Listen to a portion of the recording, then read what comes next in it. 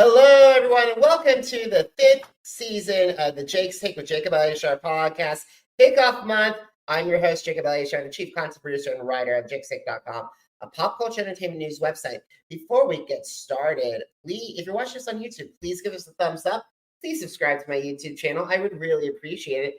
Now, if you're listening to this on our audio platforms, please download this episode and more episodes anywhere you can get the Jake's Take with Jacob Elyachar Podcast. I am so thrilled because the internet's favorite comedian and scam hunter is here. He studied improv at Groundlings in Second City and UCB, and as of this recording, has combined 7 million social media followers across Instagram, TikTok, Twitter, and YouTube. So please help me welcome Ryan Kelly to the podcast. Hello, Jacob. How are you doing? I'm doing fantastic. Thank you so much for helping me kickstart season 5 of my podcast. Happy to be here. I love it. It was very sweet of you saying the internet's favorite, but the fun thing is when you just keep hyphenating it, eventually there's just nobody that does that. You know what I mean? Like stand-up, scam baiting, which is all true. It's just, that's the thing. Find your niche that's so specific that it's like, you're the favorite on the internet. Nobody else does that. So that's what I'm hoping to be. And I'm excited to share some of that chaos with you. Awesome. So, Ryan, before we get started, I would love to learn the origin story behind Youth Pastor Ryan. It's your famous nickname. Oh man, I always say that I look like a youth pastor, and that actually was part of my stand-up. Is the fact that I would make the joke that because I am the most generic white guy you've ever seen. I look like if Costco sold people, and I went to Christian school for like 18 years, and I think that because of that I just ended up looking like this, which is just like I look like every 50s TV show. And so it was just like, yeah, I'll make the joke. And then I needed a username, and Youth Pastor Ryan fit perfectly on TikTok's thing. And now I made the mistake where there are probably 1 or 2 million people that still think I'm a youth pastor, though I try to clarify it all the time. Yeah, I am not. I just look like one. But that's the joke that got really out of hand. And I gotta say, maybe, who knows, you could probably use that for Book of Mormon. That I have had so many people tell me I look like, most people assume I'm Mormon just by the look of me. And no, it was never Mormon. I'm actually from Missouri. So yeah. What part of Missouri? St. Louis. Okay, Yeah. I'm Kansas City, so What? No way. I didn't know that. Oh, we were just there last year. It was awesome. You guys have, there's a farm outside there that have Highland cows. We got to go pet Highland cows. They're the big floofy ones. It was awesome. It was a great time. And I was in St. Louis last year for Challenge Mania at the Helium. It was a fabulous show. So, that's great. Yeah, so really cool. So we'll talk offline later about our Midwest things, but or maybe come back for another podcast. But however, we're not here to talk about the Midwest. We're here to talk about you. So following that, how did you get interested in performing? And how did that passion evolve into a desire to pursue a career in comedy? I think that I started off in like, I don't know. It was kind of always built into me. I was that kid that my dad signed me up for T-ball. And when I would hit the ball and go to first base, inherently I would take a bow. And I feel like that's a sign that you're not meant for baseball, but you are definitely going to perform. Did like my school's 6th grade play, and then it really was like having trouble kind of finding myself, where I was like pretty good at school, but I wasn't like, I didn't play a lot of sports. And then for some reason my high school had an improv team, and the teacher had been taught by like Del Close. And so she had done like Second City and things like that. And so all that stuff. And I was like, oh, I want to do that. And so I started doing that. Then I obviously started being trained with that. And I loved that performance aspect. Always enjoyed theater, but I also wanted to do on camera. The problem is I have a tremor. That's like, it's a neurological disorder called an essential tremor. So occasionally, and it's uncontrollable by me, my head will start shaking, which is not great for film. It is when you look like your own earthquake is happening. We've got enough of that in California. Like that's not there. So I ended up doing stand-up because it was the only time that I could really talk about it and get people to laugh, bring awareness to it, and then it made everybody feel comfortable. Because otherwise, when people see someone who's just shaking, they're like, they get nervous. You know, they're like, oh, he's nervous, he's scared, they feel bad. And it's like, I'm fine. I just shake. And so that's kind of how I ended up in stand-up, is it just kind of started leaning that way. And it was the only thing that I could fully control and be able to explain kind of what was going on and make people comfortable with. And improv, there's only 4 dudes that have ever made money with that, and that's the Who's Line guys. So I didn't see that being a career anytime soon. Absolutely. Gotta love Whose Line Is It Anyway, people. But I gotta say, I'm so grateful and so thankful that you're able to share that story with us today. That really means a lot. Oh, of course. I appreciate it. And thanks for asking. You're so welcome. So I gotta say, as someone that is a huge entertainment person, always love comedy, I gotta say, you have hit the home run, the golden crown, the royal crown improv comedy. Groundlings, Second City, and UCB. 3 prestigious comedy schools. Well, you know what's funny too is I also did an IO before they went under.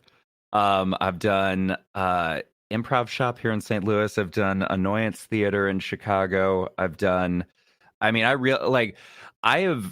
have spent way too much money on improv schools. Like, thank God I didn't get introduced to Scientology first, because that's where all the money would have gone. You know what I mean? Like, but I love improv. I think it brings me so much joy, and it's one of my favorite things that I wish more schools just in general taught people, because it feels like such just a wonderful thing to get people kind of working as a team. The yes and like mentality. It's great. I kind of wish that they had like a choice from college, because doing public speaking with a little bit of improv, because that would probably be the best way for people to do that, for like all freshmen to take that course.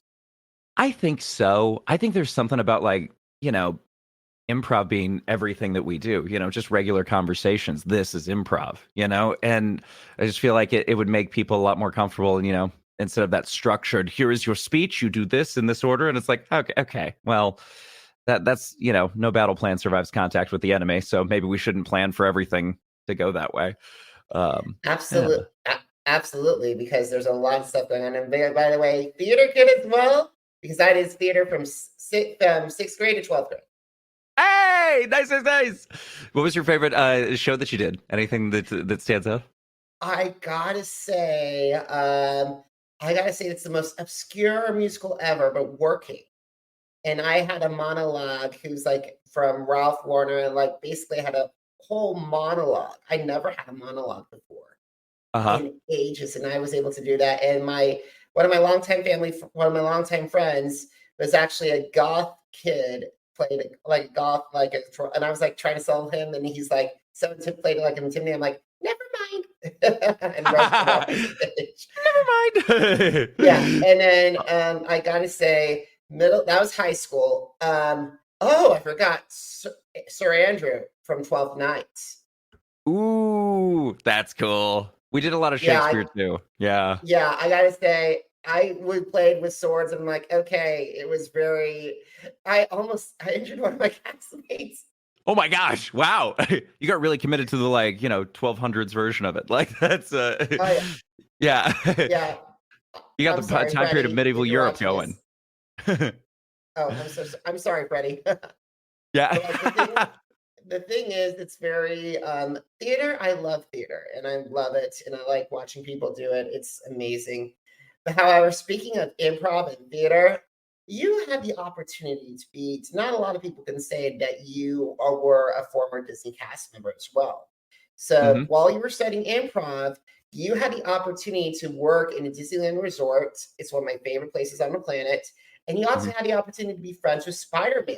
So what were some of the most favorite memories working as a Disney cast member?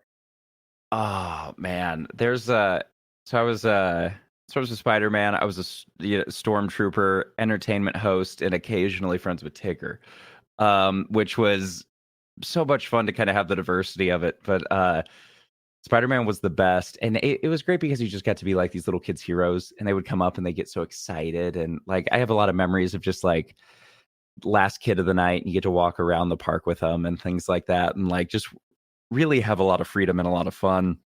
Messing with other cast members was really fun, whether that be like Loki and Thor, or like Captain America was right across from us. And so there was you had a lot of fun getting to just play. And honestly, it was a lot of that improv. It was a lot of that, like coming back up of that yes and having fun, just making it a good time for everybody. And it was so much fun. I think that there's probably two of my favorite things, which is first off, I had a little kid come up to me and his name was Trevor. I go, "What's your name?" He goes, "Trevor." I go, "You want to swing on over here with me, Trevor?" And he goes, "Whoa, I don't go by Trevor." I go, "What do you go by?" And he goes, "My superhero name." And I go, "What's that?" And he just goes, "John Cena." And I was like, "You're awesome." John Cena. I loved that. And then the other thing is that you weren't allowed to like run in costume because if you like fall and crack your head open, that's not magical. So I at one point but I asked because I like to do things with efficiency. I was like, "Hey, can I skip?" And they were like, "Why are you the way that you are?" And my management team was like, "Fine, skip, whatever." And so I would skip everywhere I'd go. And at one point, I'm skipping off stage. I've just finished a set, and a manager is coming on, and he looks at me and goes, "Spider-Man, what are you doing?" And I go, "Skipping." And he goes, "No, turn around." And there are like 14 little kids skipping with me. And I just didn't know. And so I turned around, I go, "I'm starting an army." And I dropped down and we had a great group hug moment. But it was a lot of really sweet moments like that. It was really fun. And I gotta say, you create a lot of magic, and that's just an amazing type of magic. And I truly admire everyone that works at those resorts and make those magical moments. And I gotta give a shout out to all the cast members I've met back in September 2023 when I visited them. You were all spectacular. There are a lot of really cool people that work there, and I think it's really nice that that you got to experience it. And I hope that more people get to experience it. I think that what's really cool is if you're nice to like cast members and things like that, you don't know how much they appreciate that. Like there are just some really like wonderful people that like, you're kind of beaten down by certain things, and then when a lovely guest comes along, they're like, "You are delightful. You've restored my faith in humanity." But it's great. All right, so I want to talk, since you brought up Spider-Man, I want to talk about one of your pieces of work because you shared it on Mm. October 7th, 2021, and that received over 1.7 million likes on TikTok. Uh-huh. So why you decided was like, say, okay, it's time to share that I was friends with Spidey. Because we essentially if I'm right, so no, was it November or December 2021? October 7th, 2021. October 7th. Oh, okay. So I shared that because we all got furloughed and like COVID was happening and we all thought that like we're like never coming back. And I was just kind of like, I've done my time with Disney, like I'm happy about it, but like I just want to tell these stories. I have a lot of like pictures and really nice stories. And honestly, like this is more of a I told happy, wholesome Disney stories beforehand, but I never gotten to tell like too many like the really detailed ones. And I was like, "Oh, this is gonna be fun."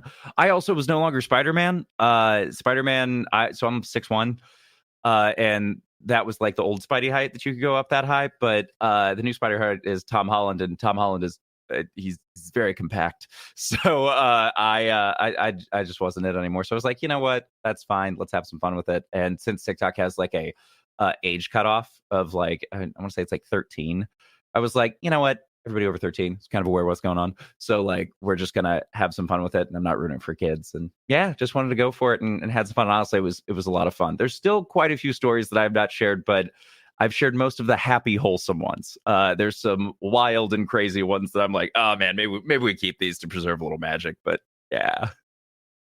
I think that's a good idea. So I gotta say, we gotta move on to Spider-Man, and we gotta talk about scam hunting. So when did you get interested in becoming one of the internet's top scam art because you're giving CoffeeZilla a run for his money.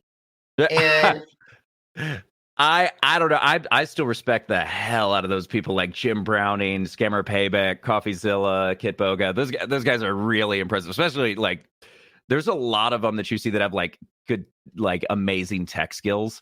For me, weirdly enough, it was actually while I was Spider-Man at Disneyland. Disney would pay for your college education. I already had 2 bachelor's degrees, and so I got my master's degree through Disney because they'd pay for it 100%. And I was just like, oh, this is a free thing. I like free things. So yeah, I got my master's degree in Homeland Security. It's actually right here. It's my MBA with concentration in Homeland Security. This is it. Oh wow, guys, that's pretty funny cool. enough- You're showing that, and guys, you need to if you're listening to on our audio platforms, please go back to the YouTube channel to watch this because it's a really nice degree. Thank you. It's right now. It's got the mustaches as eyebrows and mustaches because I showed it about 2 times in a row, but I never wanted it to come off as pretentious, and so I was just like, now I've got like a little outfit for it, and it's just my sidekick. But yeah, so Disney paid for that, and that kind of gave me a good baseline. And what I did after that is I was actually moving back from Los Angeles to St. Louis, which is where I'm am now. And when that happened, I got scammed. I went through a legitimate company who then accidentally set me up with a scammer who stole $712.50. And it's funny, people hear following numbers and they're like, that translates to money. It doesn't. And so I was like, that's all the money. And so I was like, I don't know what to do, but because I'm a stand-up comedian, that's what I do for work. I was like, man, I got time. You know what I mean? Like I got time during the day so by the end of the first day, I had their driver's license, home address, the names they were using, family members, all that stuff. And so I called their local FBI office. And I go, hey, I have all this information. Can I report this person? They go, why do you have all this information? I go, don't worry about it. And I explained the story to him. And the guy then goes, the FBI agent goes, oh, I actually just got scammed like that. And I was like, no, I don't want to know that the FBI is also being scammed like that.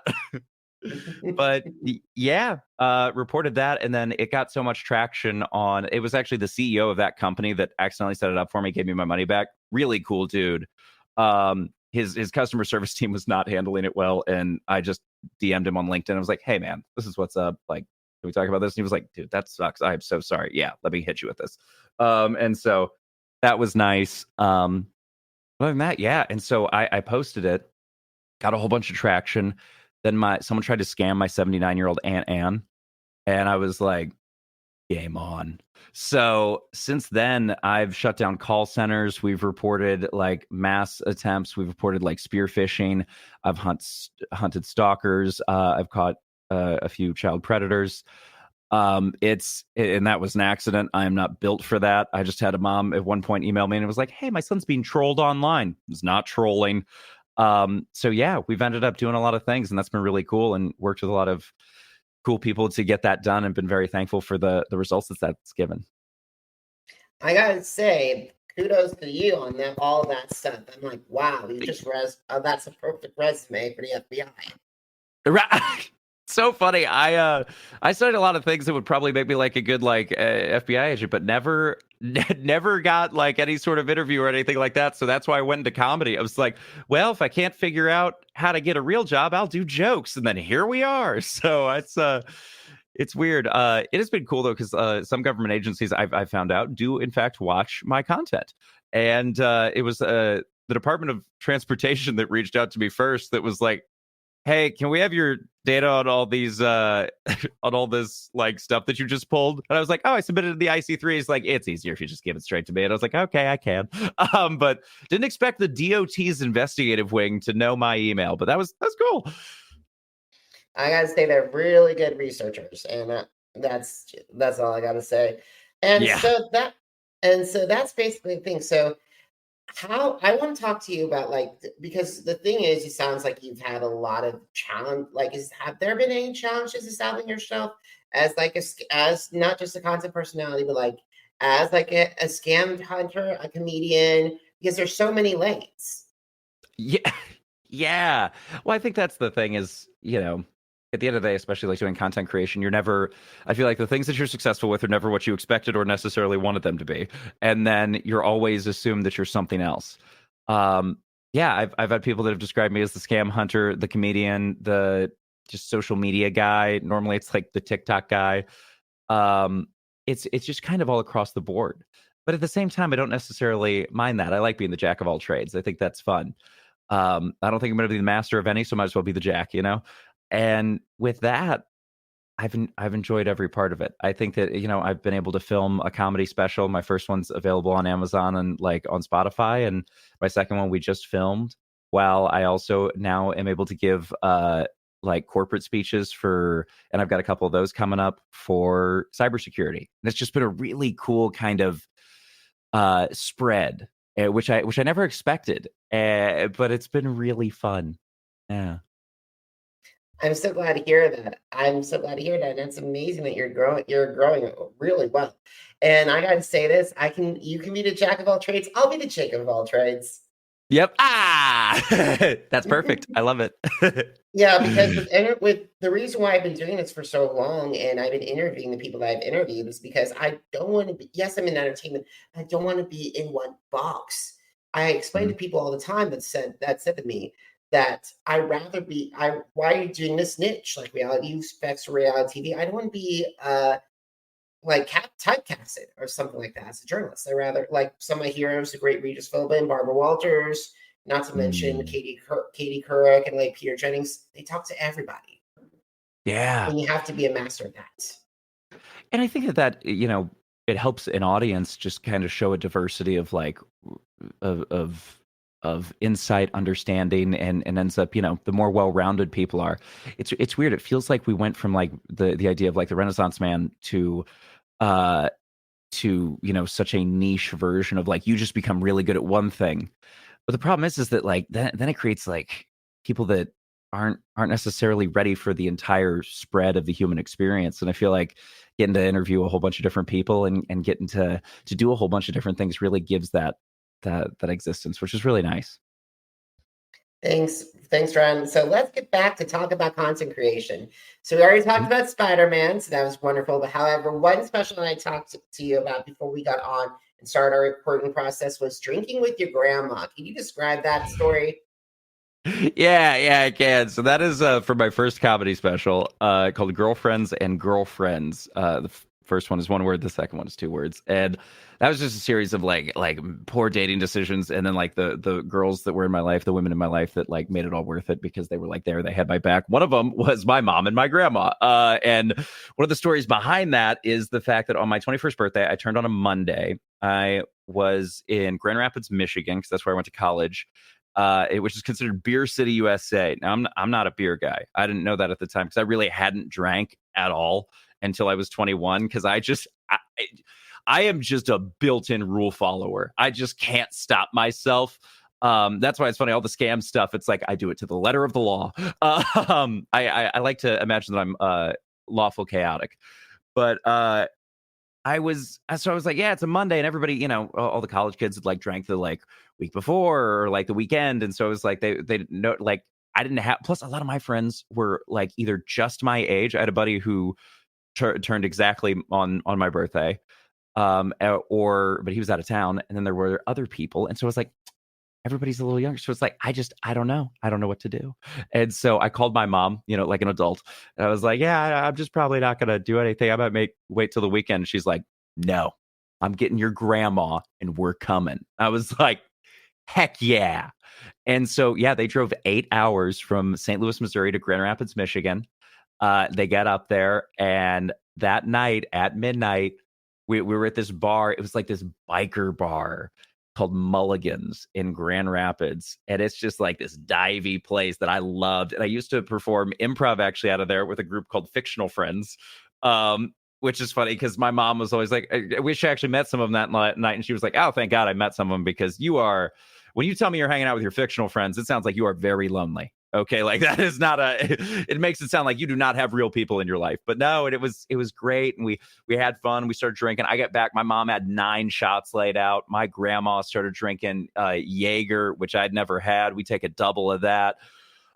Oh, I've still never drank Jaeger again, but I just always see it and I think, grandma, it's nice. Yeah, but I got KO'd and I was taking out like I was done. My grandma and my mom took me home, and we got breakfast the next morning. But it was there was also a buddy of mine who I shall not name, but he likes to partake and possibly distribute good feeling items. Oh yeah, I know what you're talking about. Yep, yeah, and so and he thought my grandma was cool as hell, and so he just slid my grandma like free the good feel things. And so I was like, not that. Oh my God, I feel sorry for grandma.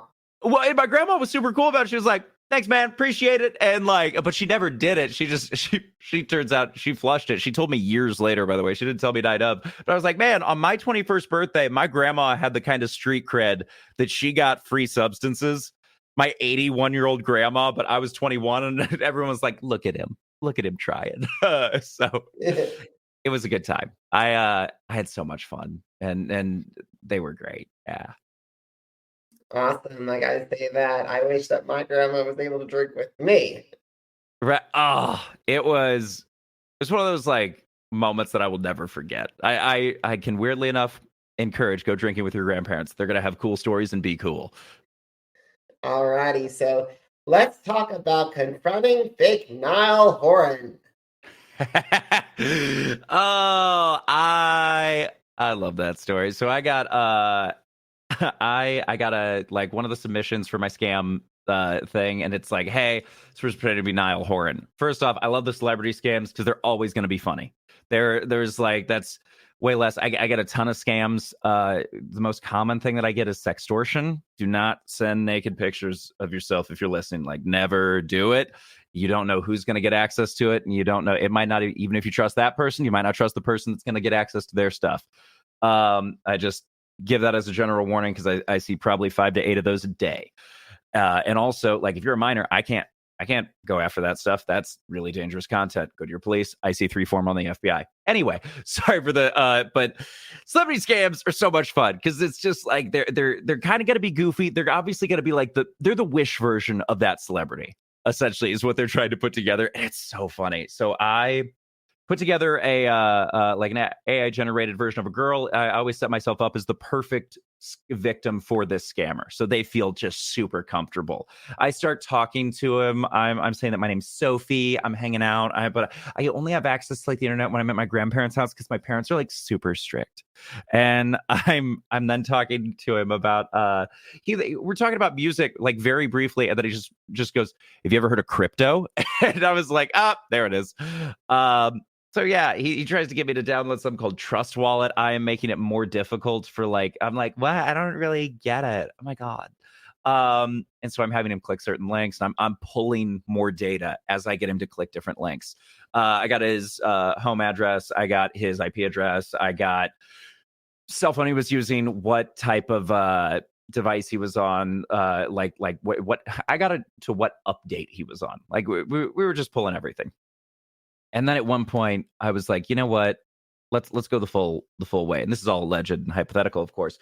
But cloning websites is not particularly hard. And so I cloned Google, sent it to him, said, oh my gosh, well, if you want to see like what I'm doing right now, you can log in using your Google account and we can do that. He logs in. There's his username and password gets sent to me. He does not have two-factor authentication on, so this is just an easy click in. And so I get in, and I now have access to everything that he has on Google, which includes all of his search history. And my man had not heard of incognito mode. Nothing illegal, thankfully, but I was expecting like to see like funny things, which I did see some funny things. The fact that like he had to Google multiple Niall Horan facts, that's hilarious to me. That made me so happy. He had to Google. He was also apparently pretending to be Harry Styles on other things. So he's Googling like Harry Styles' parents, Harry Styles' like height. My favorite, though, is that it's just like a series of like adult searches. And then the last one is just Montana time zone. Why? What's going on? So I turned on a couple things. I downloaded all of his data, and then I kind of revealed that I was not who I thought he was. And he'd been so rude to Sophie as a strong, independent 19-year-old woman named Sophie. I was offended. And so I start confronting him, and then I start sending him his search history. And he didn't love that. And eventually he blocked me. But since I had access to the Google account, I just went in and I changed the password and shut everything down so that he can't get access to it again. And it was fun. Not all of them go as cleanly as that one did, but it was and that guy would click on anything, and it was just so funny to be like, I know all your things. And that was great. I gotta say, scammers beware, and don't start something you can't go back. Well, that's what I always feel is just like it's funny. He was Googling tech help tips or tech help tips, and I was like, dude, if you're trying to scam somebody digitally, maybe don't be using like geeksquad.com to try to figure out what's going on here. Like that's not a good look. This is a bad look, man. Yeah, I try to, some scammers, especially depending on which country they're in, you can get them like arrested, you can get prosecuted, which is great. Some countries just don't. But you can always put the fear of God in them, and that's always very fun when it's just like, hey, I know this, I know where you are. I think that's always fun because at the end of the day, like I've also met some people that like, there was a scammer who kept trying to scam people through like my TikTok. Essentially, they kept trying to comment on things that were like, oh, this person can help you out. Which, by the way, if anybody says they can help you out for like minor tech stuff, they can't.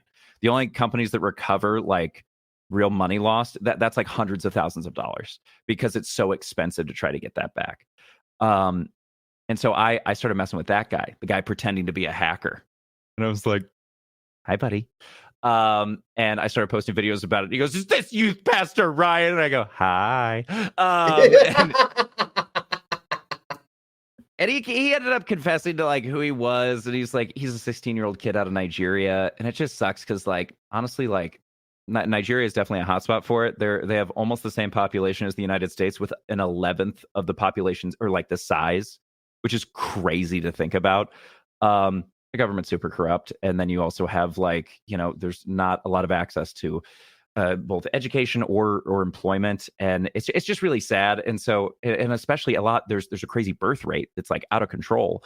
And so a lot of these kids aren't being taken care of. So a lot of the people that I busted, they're younger guys. And it's like, I actually work pretty regularly with the UN when it comes to like either refugees or with like, charitable contributions. And so we're actually working with them right now to just see what can be done to kind of help, especially younger people in Nigeria to try to like get out of that stuff. Because West Africa is like a huge scamming hub, and it's such a bummer because I actually recently helped a guy who was Nigerian. Well, he still is, but like he's Nigerian. He's an artist, and someone kept setting up fake profiles and scamming the people that were trying to be his clients.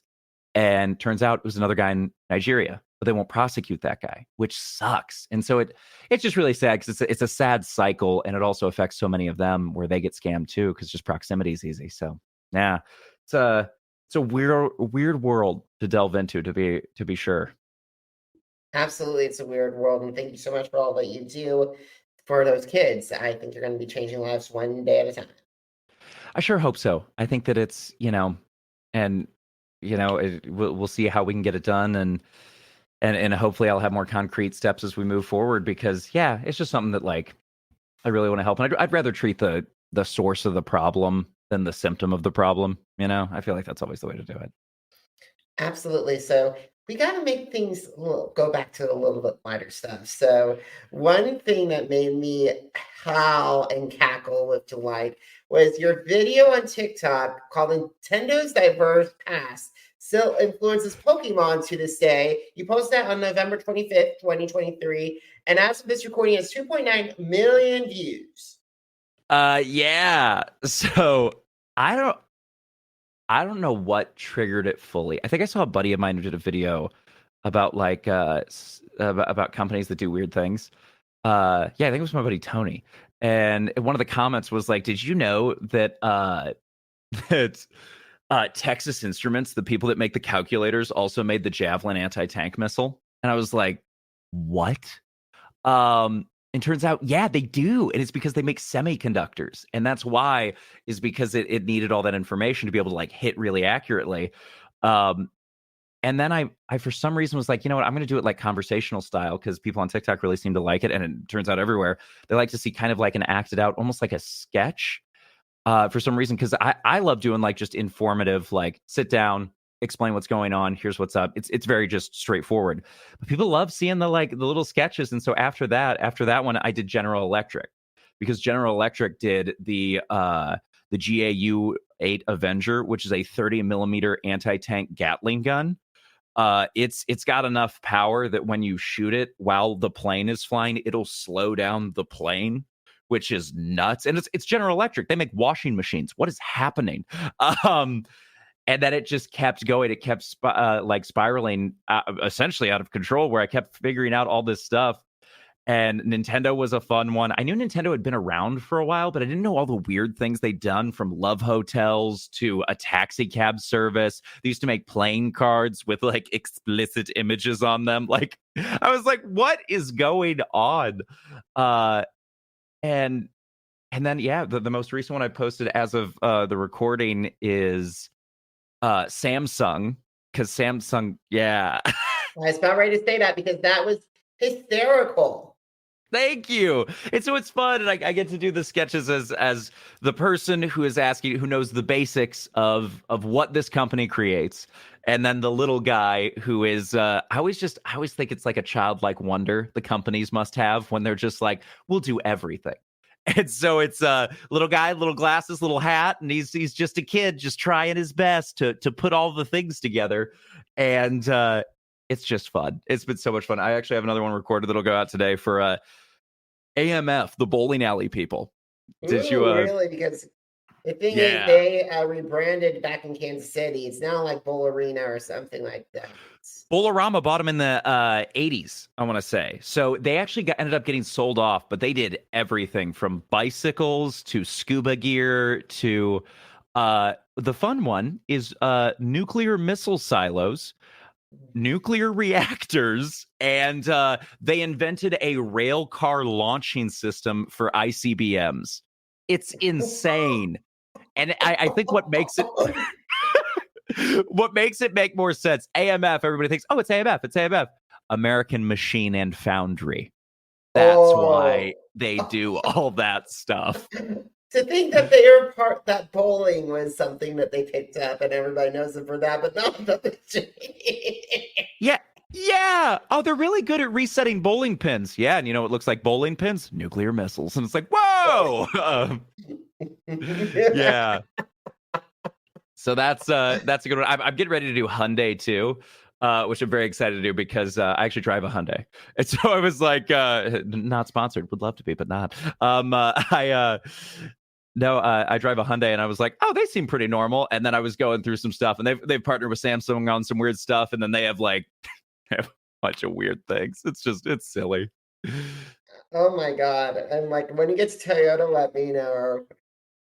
Oh, I will. Toyota's going to be fun. The Japanese companies are I did Subaru and Mitsubishi, and those were both insane. Subaru does the Japanese version of the Apache attack helicopter, and Mitsubishi did like the Zero, which was the most popular Japanese fighter plane in World War II. Like they and then Subaru made an anime. No idea why Subaru produced an anime, but they did. So, yeah. That must be interesting. Was that before Dragon Ball Z or during Dragon Ball? I think. Well, I mean, how long has Dragon Ball been going on? Let's be honest. It's which variant? So that one I think came out in 2011. Their anime. So it's definitely post the original. Oh yeah, so way post the original, before Super, I believe. Yeah. Alrighty, so we gotta start winding down our conversation. So Ryan, where can my audience find your content and connect with you and say, where can they find your shows? Youthpastorryan.com is the best place to do it. That's where I put all my shows and things like that. You can also follow on Instagram at Ryan Kelly Comedy, or TikTok and YouTube at Youth Pastor Ryan. And yeah, that's where all my content gets posted and all that stuff. And we'd love to see you there. And if you got scams that you want me to look into, you can submit it at youthpastorryan.com. There's a scams and spam submission form. I will say I am only one guy and I've gotten over 4,000 submissions. So give me a sec. But I try to take a crack at as many as I can. All right. So guys, did you miss an episode of the Jake's Take with Jacob Elyachar Podcast? Visit our channels on Apple Podcasts, iHeartRadio, Podchaser, Spotify, and Spreaker. Jake's Take with Jacob Elyachar, JACOBELYACHAR. Now, are you on social media? Because I'm on social media too. Facebook, Instagram, Threads, TikTok, and YouTube. Jacob Elyachar, JACOBELYACHAR. And head over to the blog that started all, jakes-take.com. You can find out what happened on Masked Singer Season 10, what's currently going on with America's Got Talent Fantasy League, And make sure you check out my Best of 2023 series. So, Ryan, thank you so much for helping me kickstart season 5. I really appreciate it. Jake, thanks so much for having me, and happy to be here, and appreciate to have your take on this. Thanks so much. Awesome, guys. All right, Ryan, you need to come back soon. And also, guys, thank you so much for watching. Thank you so much for listening. Until next time, have a great one, everybody. Goodbye.